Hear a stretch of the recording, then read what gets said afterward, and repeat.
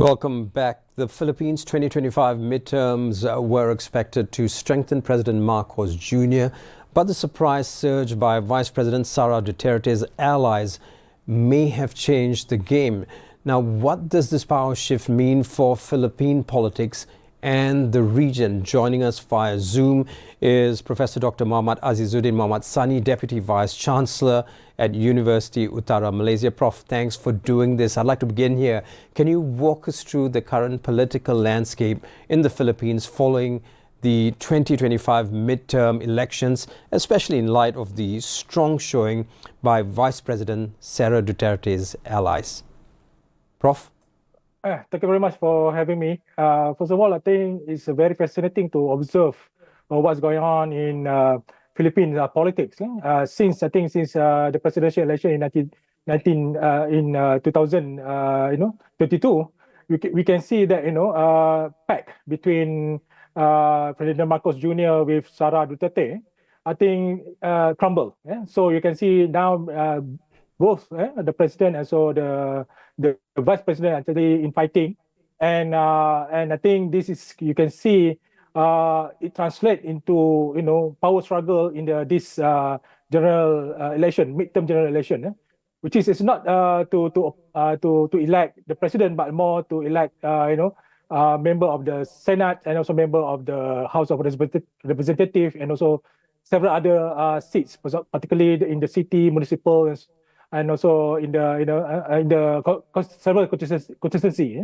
So in this case, I think you can see that the power struggle between two families, two dynasties, Marcos and also Duterte, it translates into what really happened in the last March, when we can see the former president, Gregory Duterte, was detained and brought to The Hague for the accusation of doing extrajudicial killing of traffickers and drug traffickers.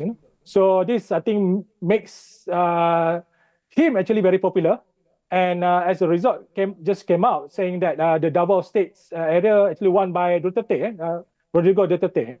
So Rodrigo Duterte actually is father of Sara Duterte right now. So right. Another things that I think also very interesting to observe is that Sara Duterte used this, because she's actually under impeachment by the Congress. So she wants to make sure that the Senate, there are 12 seats in the Senate contested by several parties, and she hoped that she can win enough seats that can help her to avoid impeachment in the Congress. So that also makes very interesting of this election, that we still waiting the final result of the election. Right. So it's interesting that we've learned something from this. To avoid being impeached, you need more seats. Well, with the midterm results revealing growing support for Sara Duterte, the question here is, how might this affect Marcos Jr.'s ability to govern during the remainder of his term? Yeah, I think it's difficult for President Marcos Jr. because if Sara Duterte managed to avoid impeachment, so meaning that he need to deal with the meaning the opposition within the government. So that's, I think, very difficult because of course Sara Duterte will continue her role as a vice president.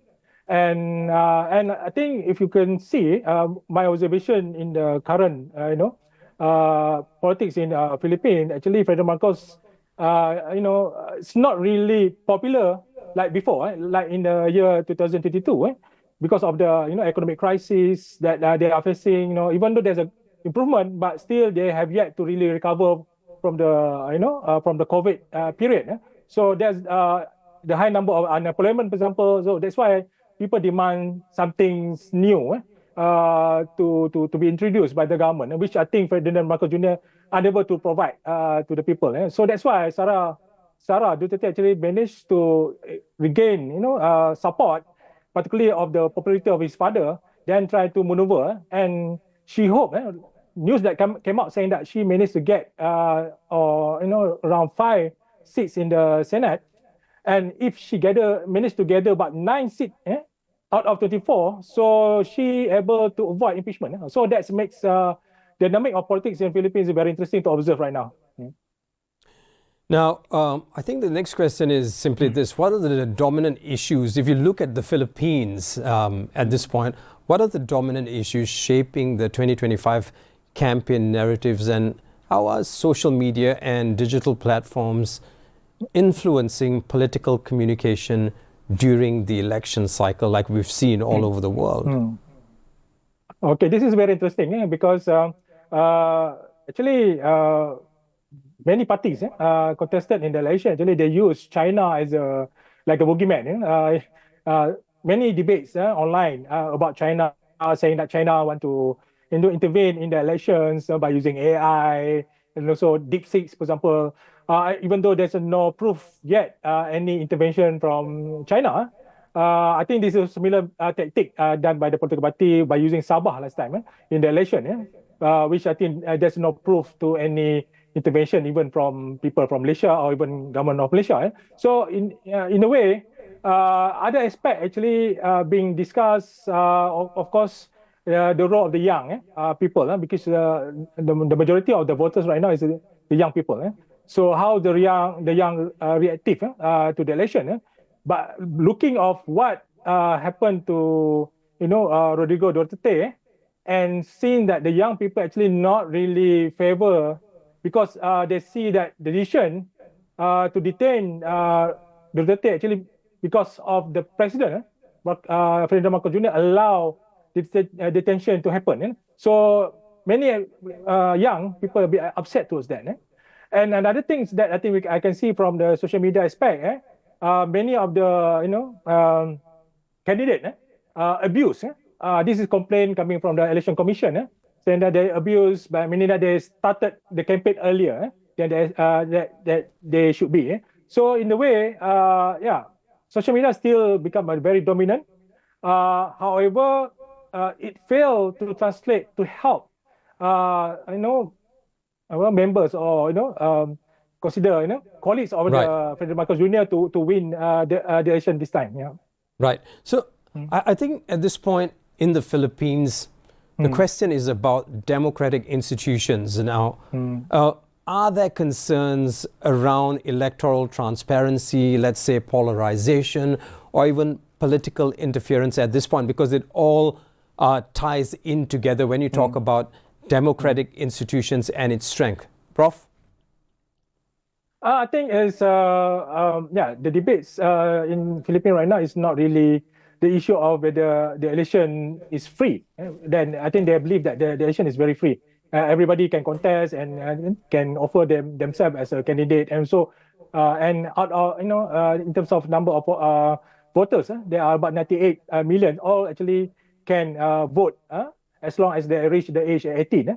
But the only issue is whether it's fair, because the things that as we know that Philippine politics is very dynamic in terms of the families. There are, for example, what we debate now is between between the Duterte and also between the Marcos family that are fighting over power. But you can see in terms of number of seats that won in the Congress, I can see Lakas Party, for example. Lakas Party actually dominated by family of Aquino and also Macapagal. So you can see that depends on who is actually in charge now, and doesn't mean that this family cannot be collaborate together and also to fight against the one in power, for example, like in the case of this Ferdinand Marcos Jr. So in a way that in terms of campaign, probably there's less fair, but in terms of the run of the election itself, actually seemed very democratic. Yeah. Right, we've got about 1 minute left. Very quickly, what implications do these elections have for Southeast Asia? Very quickly, Prof. Nothing much to impact Southeast Asia, except for we want to see that this election become very peaceful, because if any infighting, also armed struggle happen in the Philippines, I think will also affect Malaysia, for example, as a neighboring country, and that's why it is good also to see that the Bangsa Moro now also contest in the election in Mindanao. So in a way, actually, it's very peaceful, and hopefully it will make democracy very lively in Philippines. Right, thank you very much, Professor Dr. Muhammad AZIZUDDin Muhammad SANI, Deputy Vice Chancellor at Universiti Utara, Malaysia. Thank you very much, Prof. Now I'm off to a quick break. We'll be back with more updates. This is The World on Bernama TV. Stay with us.